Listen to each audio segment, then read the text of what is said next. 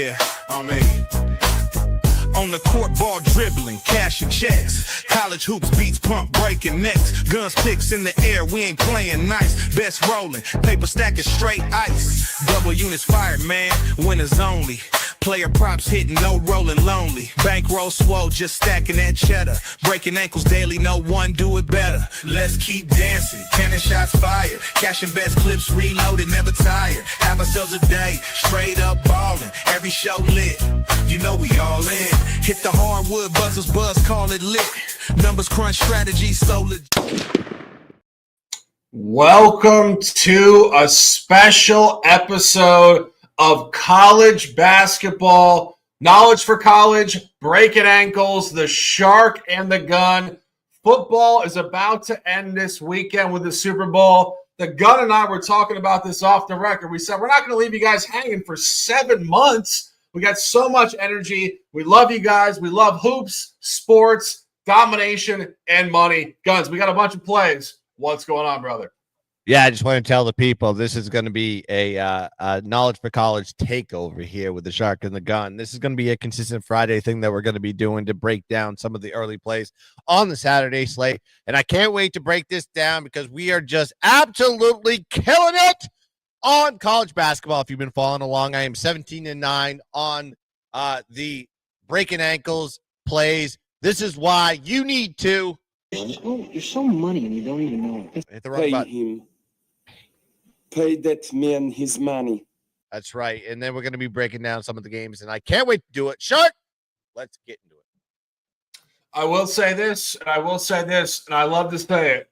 On a suddenly not so casual Saturday in February, the Super Bowl is 1 day away, and the gun has 4 official plays. And I love these plays, and we're not waiting around. 12 o'clock, SEC basketball, ESPN National, a classic contrarian special. Everybody in the world loves Tennessee, 19-4, number 4 in the country, only laying 5.5 in Norman. The gun has taken notice, an official play opening the broadcast, Oklahoma plus 5.5. Yeah, when you see a short line here with the Oklahoma Sooners against a Tennessee team that is ranked number 4 in Ken Palm, you have to take notice on this one. But when you look at these two teams, Tennessee 9-4 in the year, but they're 13-9-1 ATS, 3-3 straight up at home on the road. I'm sorry about that, but that's concerning to me, knowing they're going against a Sooner team that is 16-6 on the year, 11-11 ATS. However, 10-2 straight up at home. Both these teams, when you look at both sides of the ball, they kind of match up well. You have an Oklahoma offense that's ranked 15th in offensive efficiency, but they're going against the number 1 defense in the country with Tennessee that's ranked number 1 in defensive efficiency. But on the offensive side, a little bit of regression, scoring points on this one. That's why Tennessee has kind of been this under team all season long. Tennessee is 33rd in offensive efficiency, 113th in field goal percentage, and 10th in offensive rebounding.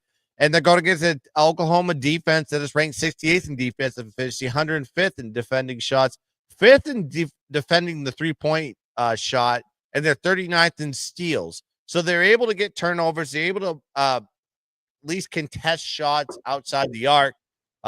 So I think from both sides of the ball, I think there is a competitive edge here with Oklahoma. And Oklahoma just competing as of late. They're 4-1 ATS in the last 5 games. And they're off a bad loss versus Auburn in their previous game. 98-70, they lost as 17-point dogs. Auburn's number 1 in the country as far as Ken Palm is concerned. Tennessee is 4th. However, that line was 17 for Auburn.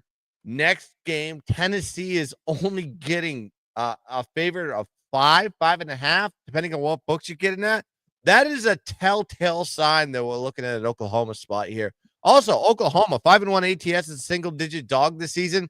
Tennessee, 1-3 ATS is a single-digit favorite of 5 points or more. Potential look ahead here for Tennessee. Maybe a bad situation. You have them coming off that big win.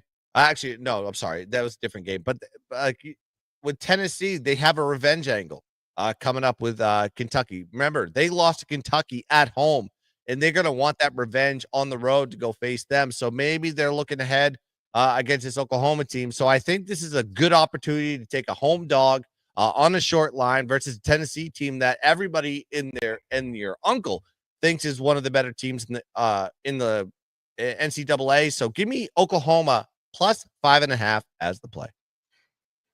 I wouldn't disagree. And I think this is a contrarian special. Obviously, when you see a ranked team that is so unbelievably touted, laying such a short figure, your eyes should light up. This is a classic Joes versus pros spot.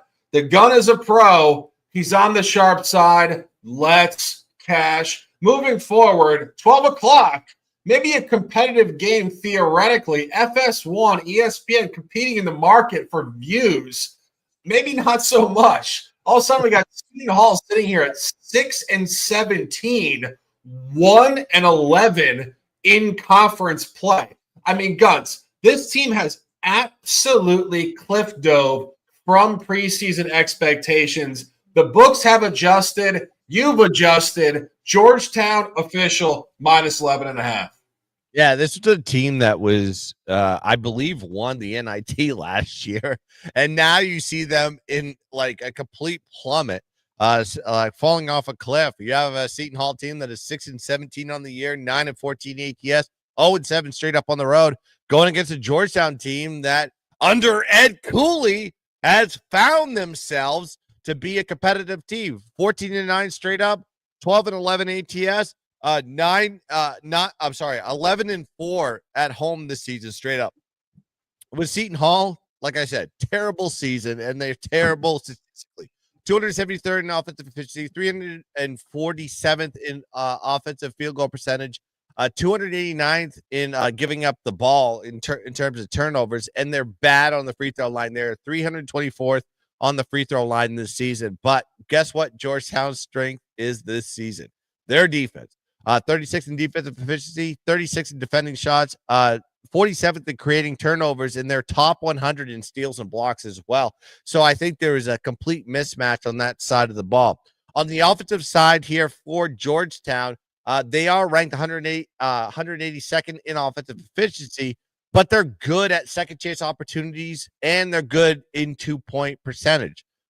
On the defensive side for Seton Hall, 339th in defending shots, 309th in defending 2-point shots as well. So I think there's an advantage inside with Georgetown, and I think this Hoya team is going to take advantage of the Pirates here inside the paint. And then these two teams met back in December. Georgetown won that game 61-60. They were only 2-point road favorites in that situation. Now you're seeing the line increase to 11.5. That is a significant line jump in 2 months since these last time these two teams played. Then Georgetown has done well as a double-digit favorite all season long. They're 5-1 ATS in those situations. In their last 6 times, they've been a double-digit favorite. So on the other side, the Pirates 1-5 ATS in the last 6 games. 0-5 ATS is a dog of more than 7 points versus conference opponents. I think this is an exceptional spot to be taking the Hoyas. And I'm going to continue to be jumping on this team. Shout out Ed Cooley. Miss you from Providence. I love him at the Hoyas, though. Georgetown, minus 11.5 as a play. Not a cooler, Ed Cooley. Let's cash this ticket. Keeping it moving here. We got a couple more plays. We're going to open up the chat. We know it's Saturday night or it's Friday night. We're all in a timeless space here. It's beautiful to see. Dana says, what's up, guys? Great day for Woodson retiring. Chris Beard is coming to IU. You're not wrong. Right. And Guns, any comments on that? No, Chris Beard is that's a coach that everybody wants, and I understand there's a lot of baggage that comes with him, but I think there's a more taking a gamble with Chris Beard, knowing that of how he's developed teams in the past, college basketball wise. So great take on that one. Will Indiana take that route? We shall see, but. Yeah. Shout out Woodson for retiring. I will say, and I will say, let's dominate. The Gun has a hat on, and I will say, this is a very interesting hat. Last weekend, we were on here, and the Gun faded K-State. Iowa State was laying 16.5 points and somehow lost outright, not at the buzzer, by margin, by almost 35 total points against the spread. Kelly in Vegas had her best day of the entire season as a fan. We love Kelly. Shout to her. Can she repeat in the biggest game of the season, 2:00, Manhattan, Kansas? Kansas State hosting in-state rival Kansas. The Gun, did you learn, or are we still in purgatory? What's going on here? I got to tell the people about this one. And if anybody's watched the show of the Breakin Ankle show before, we always have a dog of the day. And guess what? This is the dog of the day. Let's go.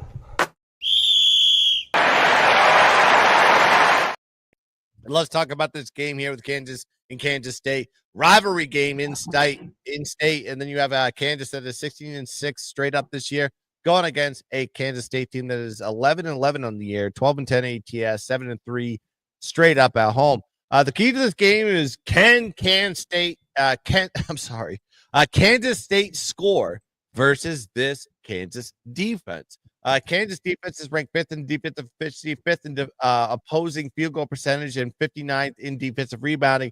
Going against a Kansas State team offensively, 72nd in offensive efficiency, 85th in field goal percentage. So what you see there statistically is Kansas should dominate Kansas State. Kansas State's defense does, however, match up very well with Kansas. You look at the offensive side here for Kansas, 35th in offensive efficiency, 72nd in field goal percentage, 127th in from 3-point land, and they're a bad free throw shooting team, only 164th in the country in that statistic. But you have Kansas State's defense that's ranked 66th in defensive efficiency, 114th in defending shots, and they are 119th in turnover percentage. So there is a little bit of balance, I think, on that side of the ball versus what you see on the Kansas State side. As good as their offense is, they're playing a good defense. So I think it's going to be a very competitive matchup. And these two teams did meet on January 18th. Kansas did win that game 84-74. They were 15-point home favorites in that situation. However, you see the line drop in the next matchup to 4.5, 5. That is a significant drop from game A to game B. And then you look at the total, trying to compare it to see if there's any correlation there. The total is only 1 point higher than it was in the previous matchup. Then you got to look at Kansas State on a heater as far as ATS covering is concerned. They're 7-0 ATS in the last 7 games, 5-1 ATS in the last 6 home games. And then Kansas on the other side, not a good covering team if you've been betting on them consistently. 2-5 ATS in the last 7 games, and off a huge win for what I would consider a tournament ranking perspective and good key games to win.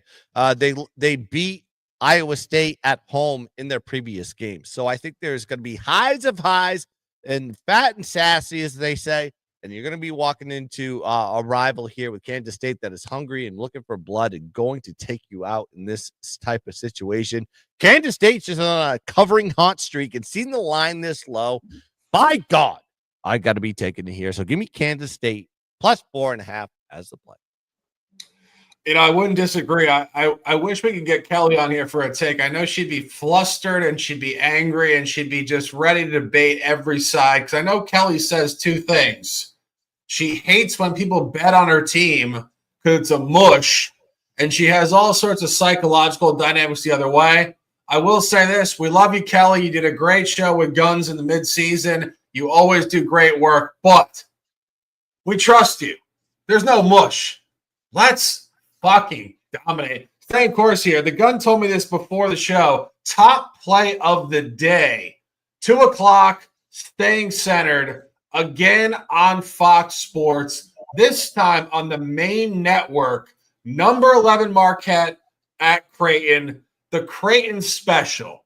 This is Coach McDermott for over a decade. Just lighting up ranked opponents in their gym in Nebraska. The Gun knows this. I know this. The Gun has his top play of the day. Creighton money line. Guns, talk to me. Yeah, you said it best here, Shark. This is my best bet.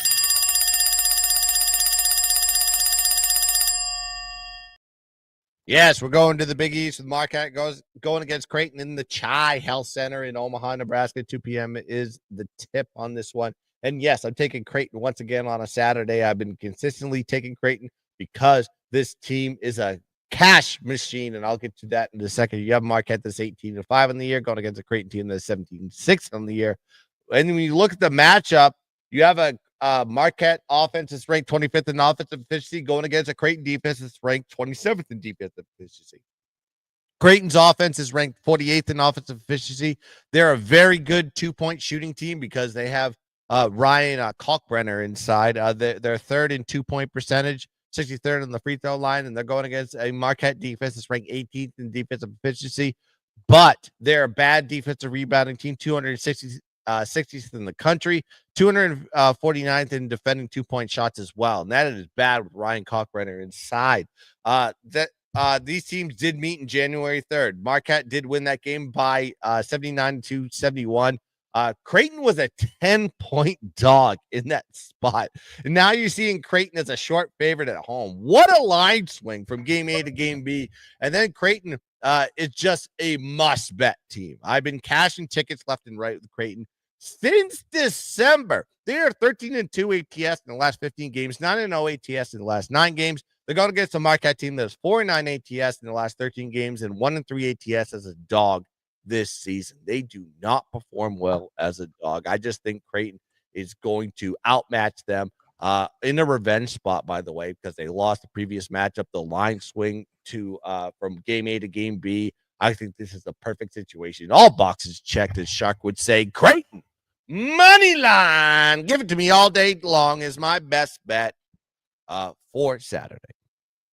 4 top plays on this version of CBB Knowledge for College. The Gun and I premiered this 4.5 years ago with college football. We're bringing you college basketball. The Gun knows things. Guns, do you have time for a few questions on this beautiful Friday night?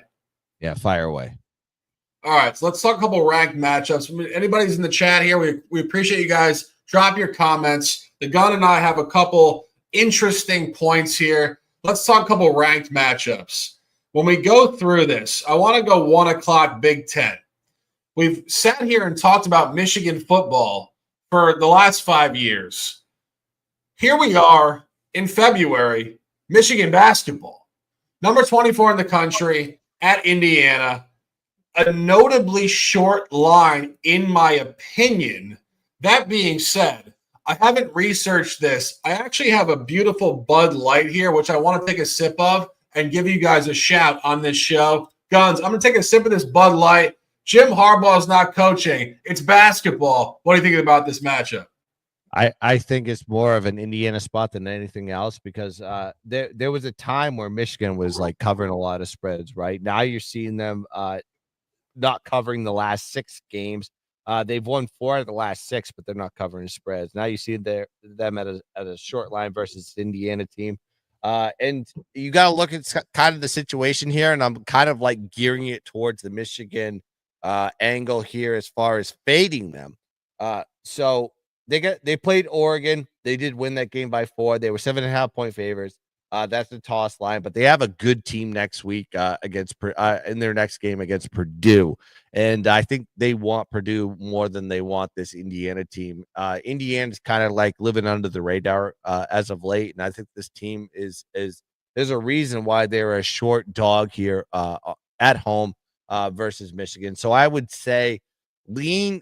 It's not an official play. It's not on my any of my picks that I'm going to be doing on Saturday. I lean towards the Indiana side here at home because I love leaning towards short dogs at home in basketball because those guys with the crowd and everybody kind of like geared in close, just kind of berating the away team. It's very tough for some of these teams. And I think with this Michigan team that is kind of cratering and like regressing and playing too many close games for my blood, They're due for a loss, and I think the books are trying to tell you that. I probably just take Indiana on the money line. That is my lean, not an official play. Yeah, it kind of reminds me of college football when you get to October, like week 6, 7, 8. There's a Saturday where everybody loses. It's not anybody's coinage other than myself, but I call it Disturbance Saturday. I kind of feel like this is where we're going. It's February. It's right around the Super Bowl. Distractions, market caps, teams that are probably about to lose. And I got to be honest with you, I'm looking at this right now. I think there's a very good chance Duke loses outright at Clemson tomorrow night. This is number 2 Duke, 12-0 ACC, 6:30 p.m. in Clemson, South Carolina. This is one of the most hostile crowds you will find. And I'm sitting here as a person who doesn't professionally handicap college basketball, but I know one thing. I know competitive energy. This is a terrible spot for Duke. Guns, can we justify Clemson plus 7.5? I'm looking at the correlation here, and I think it's justified. It really is justified here. Seeing that short line with Clemson versus Duke. Duke coming off that big win. I was like, they've just been absolutely just destroying teams, left and right, left and right, left and right. So I think there's always that opportunity to take advantage of Duke, especially seeing them just as a 6.5 point favorite. They've been double-digit favorites consistently, week after week after week in the ACC. Now you see them as a short favorite here. At home, I think is am I wrong on that one? On the road. Okay, so they're on the road.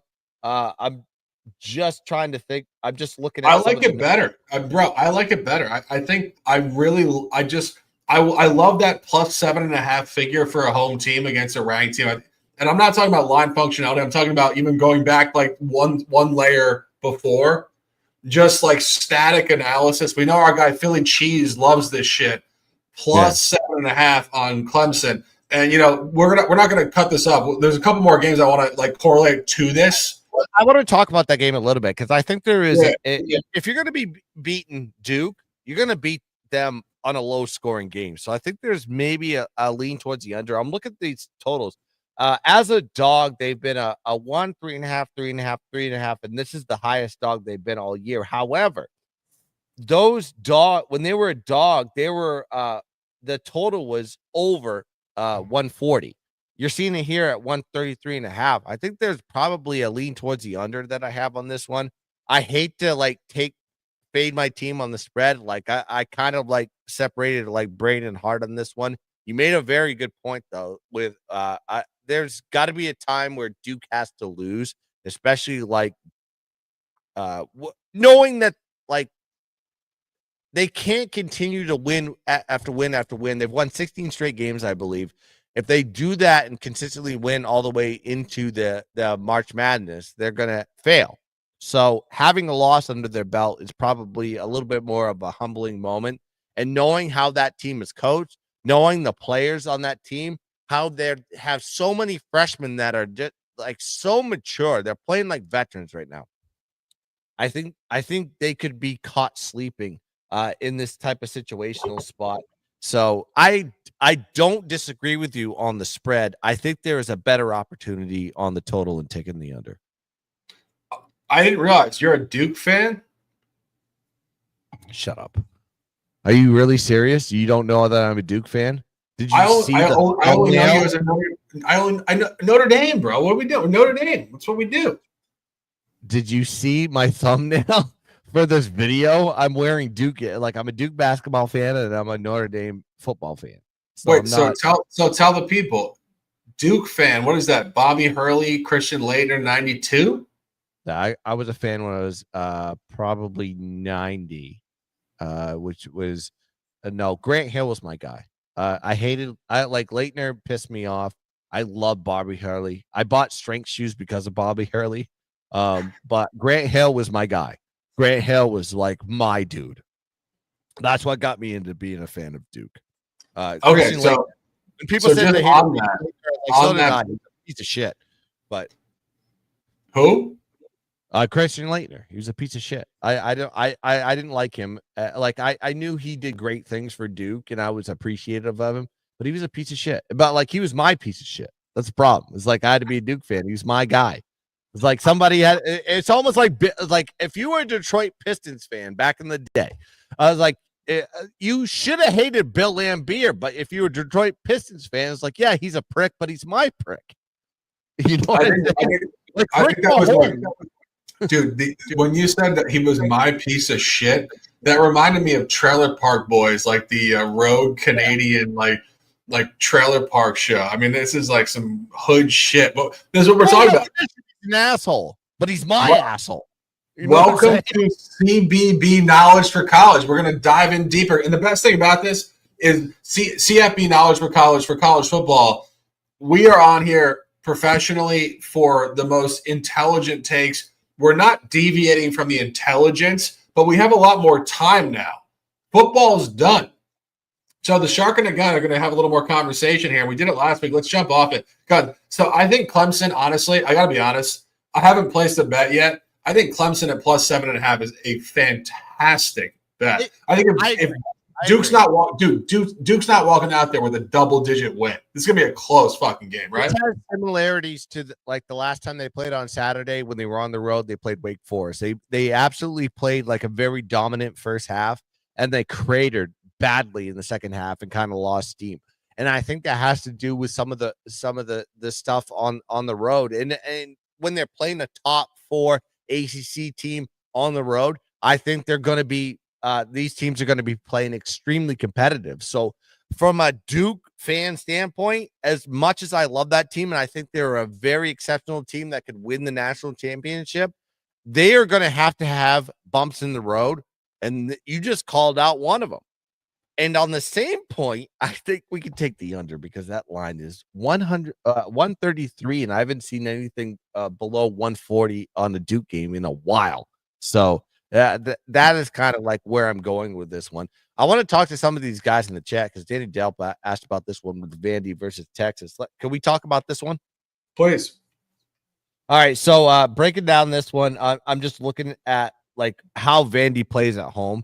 And that's why, like, Vandy's a favorite versus Texas in this one, because there was one of my plays that I put on the Breakin' Ankle show, like maybe 1 or 2 weeks ago, that I said take Vandy. I think it was against, I can't even remember at this point, but seeing them as a favorite versus Texas team when they have a worse record, they're lower ranked. I think this is kind of like a telltale story here. I'm looking at the line. They've covered the last 2, but they've covered them as a dog. The one thing that I would say as a short favorite, Vandy has done very well, and that is because they're a short favorite at home. They've just played very well in those situations. And then you're going to look at Texas on the road. They've done pretty well. They've covered 4 out of the last 6 on the road. But as a dog, they're 1-2. So take that with a little bit of a grain of salt on that one. I'd probably lean towards the Vandy side because if Vandy's playing at home against a team that is ranked, Vandy usually just shows up and just does work. I'd probably like take the line, scrap it, and just take Vandy on the money line. That's my lean, not an official play. No, I wouldn't disagree. And, there's a couple more games. We can sit here and talk. I have no problem talking about a couple of these games. And I think there's a couple more interesting games. 8:30 tomorrow night, Alabama at Arkansas. This is another spot in conference in February where you ask yourself, can a ranked team, a top team, which possibly could go deep in the NCAA tournament, lose in conference regular season play? And I think this is where it goes. It's not so much a snapshot to this team's longevity in the tournament in March. It's just this calendar spot. Alabama sitting here only laying 5.5 to Arkansas. Alabama has been basically cleaning up the SEC, 8-1. Arkansas 3-6 in conference. Short line, a ton of points coming. Bucks 63.5 total. Guns. Can Arkansas cover this one? No, absolutely not. I'm not taking Arkansas in any situation in this one. Alabama's just a covering team. Doesn't matter what's going on with them. It doesn't matter what the line is. If you want to go look at what Arkansas has done as of late at home, they are 2-5. Actually, going back even further, 3-9 in their last 11 home games, 12 home games. Then you have an Alabama team that is just covering machines right now. It's like, I'm just not in a position right now that I will back them. If you want to go play something, maybe the total is kind of a situation that you want to go and delve into. Like Arkansas and Alabama like to score a lot of points in this one. Calipari coming over from Kentucky, going in, taking that team, that mentality over to Arkansas to score a lot of points. And Alabama is just a scoring machine as 3-point shooting, 2-point shooting, very good offense, and a team that has covered I'm looking 9 out of the last 11 games. No, I'm not going to be backing Arkansas in any situation on this one. Arkansas is an unbackable team, an unbettable team. If you're going to be taking any spread on this one, you take Alabama and pass. Yeah, it's a tough spot. I'm looking at it right now in terms of like the conference schedule here for Arkansas. When they came home in the beginning of January, they lost by 7 to Ole Miss, also ranked. They lost by 8 to Florida, also ranked. 4 to LSU on the road. And then they came back and beat Georgia, lost. So they haven't been a good home team. One of the things that I do consider in these caps, and again, I'm not super versed in college basketball, but I do think that at some point teams have an uptick and a little reversal in their quality. I think the line is kind of short. I'm not sure where the gun went on that, leaving me shooting the shit here on college basketball. But we love you guys, and I will give you guys a couple more drops here. Another short line here, which I think is fairly noteworthy. When you look at Florida Auburn, it's not necessarily actually short, it's strong. When you see Auburn laying 8.5 points to Florida, it's a blowout and probably an overlook. And a couple other ranked matchups here. SEC Network, 3:30 in the afternoon. Texas A&M, Missouri. These, of course, 2 Big 12 teams that are now playing the SEC. You look at this game. This is an interesting matchup. I would lean towards number 15 minus 4.5, laying significantly to Texas A&M. And gonna take a breath because Guns and I were shooting the shit on this, and I appreciate you guys listening and interacting. I'm trying to bring you guys college basketball content, and the Gun is back on a suddenly not so casual Friday. Guns, what you want to keep it so long? I have to use the bathroom. God damn it, man! I don't have a little porta potty for myself. I'm an old man. I gotta use the bathroom here. You're a neophyte to the game, right? What's the deal?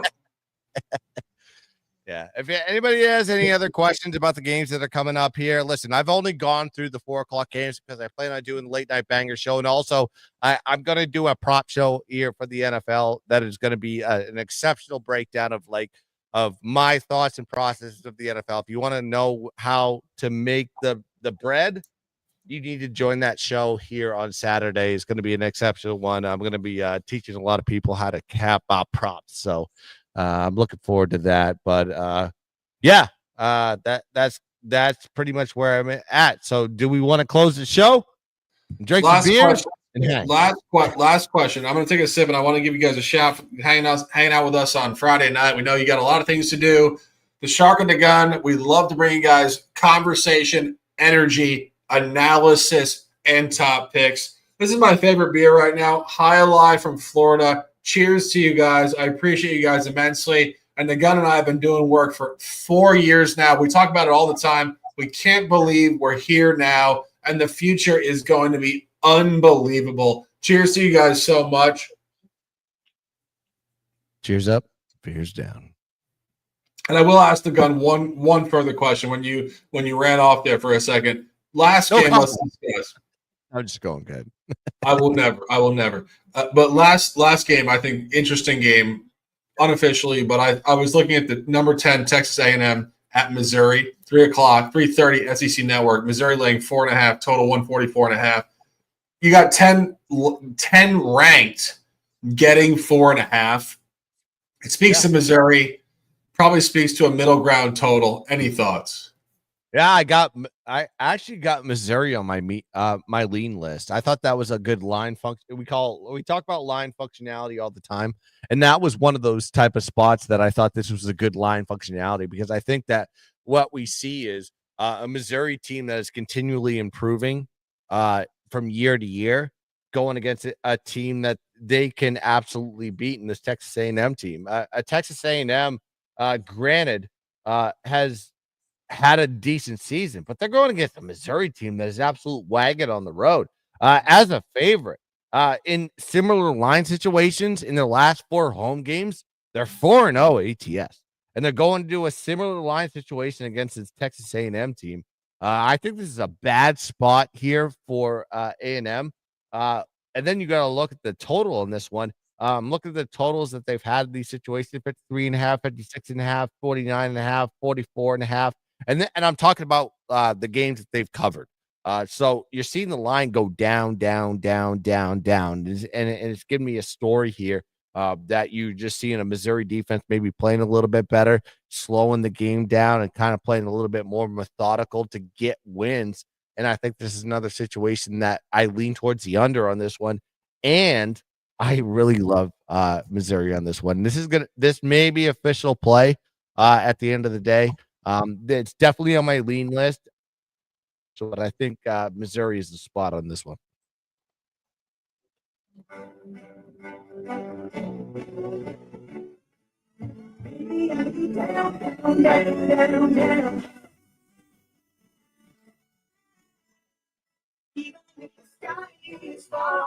The gun called it. We love it.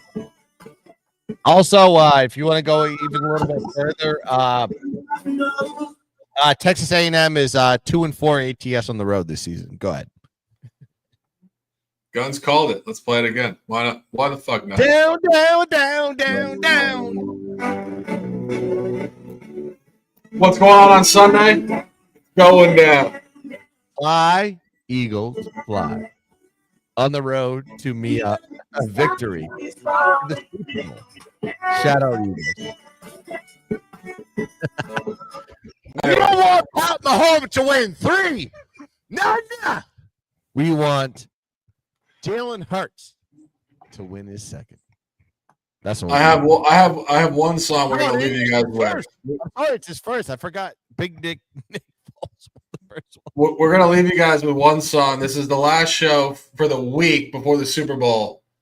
Bird Gang, stand the fuck up.